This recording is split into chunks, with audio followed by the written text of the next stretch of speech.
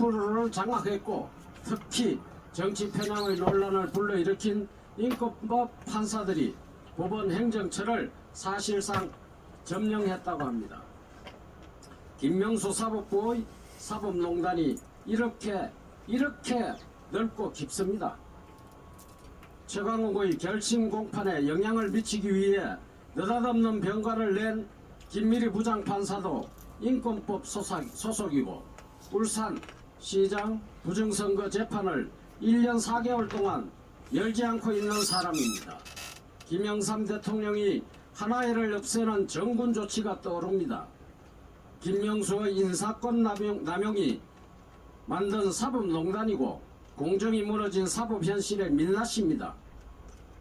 국민이 나서서 국제인권법 연구회를 해체해야 할 때가 됐다고 봅니다. 촛불이 아닌 여론의 횃불을 들고 대법원으로 몰려가 법원 내 사조직을 절단내야 합니다. 우리는 양정철을 잡아야 할 것입니다. 양정철이 돌아왔습니다. 그는 지난 총선을 진두지휘한 사람입니다. 그는 그때 민주당 당원의석 결과에 무섭고 두렵다는 말을 남기고 마쿠로 자치를 감춘 뒤 자신의 행동을 세탁하기 위해 미국 영국길에 올랐습니다. 그가 3개월 만에 왜 귀국했을까요?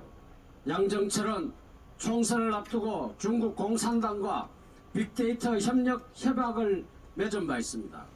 민주당의 연구소인 민주연구원이 무슨 이유로 중국 공산당과 빅데이터 협력 관계를 맺었는지 공개된 것은 없지만은 자명한 사실은 실질적인 이유를 공개할 수는 없었을 것입니다. 그가 급거 귀국한 것은 지난 보선의 냉엄한 국민심판이 무섭고 두려웠기에 이 정권의 사실상의 실력자의 의중이 반영된 것이라는 것은 짐작하고도 남음이 남습니다. 총선 결과의 첫 반응이 두렵고 무서웠다는 양정철을 불러들인 인간은 내년 대선이 두렵고 무섭기 때문일 것입니다. 이미 대선을 향해 거대한 업무와 그 실행을 위한 행보가 시작됐음을 양정철의 귀국이 웅변합니다. 지난 보선도 분명히 조작한 부정의 흔적이 한두 가지가 아닙니다. 하지만 내년 대선을 위해 당략을 바꾸는 모험은 포기하고 40%의 지지가 있다는 토대만 만드는 선에서 자제한 것으로 보입니다. 문재인이 집권기간 중 범한 죄악은 너무 노골적이고 태산 같아 퇴임 후의 그의 갈 길은 이미 정해져 있기에 그 추상 같은 단죄에 잠을 이루지 못할 것이라는 것은 나도 알고 너도 알고 국민 모두가 알고 있습니다. 내년 대선에 지면 수십 년간의 좌파 적폐의 청산이 회오리 칠 것입니다. 문재인이 이걸 모를 리 없다는 점이 양정철을 불러들였다고 보기에 그의 귀국이 사실상 무섭고 두렵습니다. 좌파 적폐 청산은 김대중, 노무현의 문재인 일당으로 이어져야 이 땅의 진정한 자유의 터전이 구축될 것입니다. 지금부터 우리 자유우파는 모두가 나서서 내년 대선의 총력 감시에 나서야 합니다. 중요한 것은 그 제1타켓이 양정철입니다. 정광훈 목사님이 이끄는 국민특검을 중심으로 양정철의 일거일상에 대한 밀착 감시에 나서야 합니다. 그의 손발을 묶으면 내년 대선은 반문 진영의 필승으로 귀결될 것입니다. 태산 같은 고용보험기금 바닥나고 빚더미가 태산입니다. 이게 무엇을 의미합니까? 경제학 어디에도 없는 소득 주도 성장이 가져온 국가 파탄의 명확한 증거입니다. 목 잘린 실업자가 얼마나 많았으면 천문학적인 기금이 실업급여 지급으로 동인하고 다시 10조 가까운 빚을 끌어다 썼을까요? 한 해에 100만 명씩의 실업자가 쏟아지고 있어서 고용보험기금이 고갈되고 빚더미에 내몰린 것입니다. 보다 못해 감사원이 이를 파헤쳐 본다고 합니다. 문재인이 집권할 때 고용보험기금은 10조 3천억 원으로 역대 최대였습니다.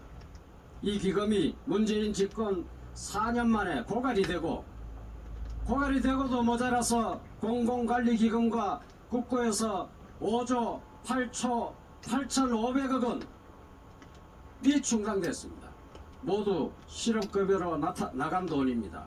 여기에다 고용보험기금의 실업급여 지급기간과 액수를 늘리고 청년 취업 장려금으로 삼짓돈 쓰듯이 마구 뿌려댔기 때문입니다.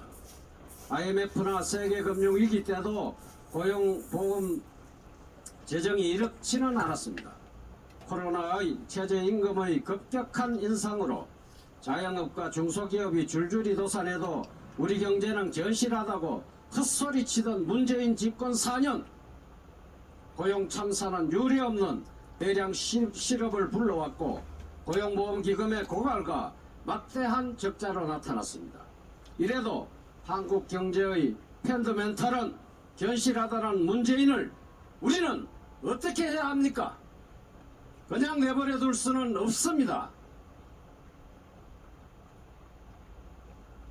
이 정권이 모계사회를 만들려나 봅니다. 개판보다 못한 정권의 민낯입니다. 앞으로 자녀의 성을 엄마 마음대로 하게 한다고 합니다. 김가인 엄마가 장씨 아버지의 시를 받아가지고 태어난 아이의 성을 엄마 성으로 출생신고를 할 수 있게 된다는 것입니다. 성차별 금지니 페미니스트니 하며 동성애 합법화를 추구하는 족속들의 추구가 실현되는 것입니다. 독일에 가면 혈통을 가진 200년 이어온 개가 있고 그 족보 때문에 개값이 금덩어리입니다. 김대중 때 별난 여성들이 나서 호적을 없애더니 김대중 때 호적을 없앴어요. 이제 와서는 가족의 정체성조차 허물고 있습니다. 한부모 아래 아빠성 서고 엄마성 서고 형제자매가 이렇게 생길 수 있습니다. 그야말로 개판입니다. 스님이 서발놈의 세상입니다. 서발놈의 세상. 참 이 미친 세상, 이런 놈의 세상, 조진 세상입니다. 완전히 조진 세상입니다. 마무리하겠습니다. 코로나를 배양하는 나라, 백신 접종 세계 꼴찌 문재인은 코로나 온갖 쇼하면서 장담이 실로 화려했습니다. 그런데 어찌 세계 꼴찌입니까? 이보다 더 후진국일 수 있나요? 이런 처지에 이 정권의 백신 꼴찌 탓이 참으로 경이롭습니다. 탓, 미국 탓, 화이자 탓, 야당 탓, 언론 탓, 모두가 남 탓입니다. 조선일보의 사설 제목입니다. 그야말로 촌철살인입니다. 이 사설 대통령께 보고하는 비서가 있을까요? 오늘 연사 좀 더 준비해 왔습니다만은 일주일 동안에 벌어지는 일들이 참 과간입니다. 기가 막힙니다. 문재인 독재 정권 타도 안 하고는 우리 국민들이 살 수 없습니다. 문재인 정권 타도하자! 독재 정권 타도하자! 독재 정권 타도하자! 박근혜 대통령 적각 석방하십시오.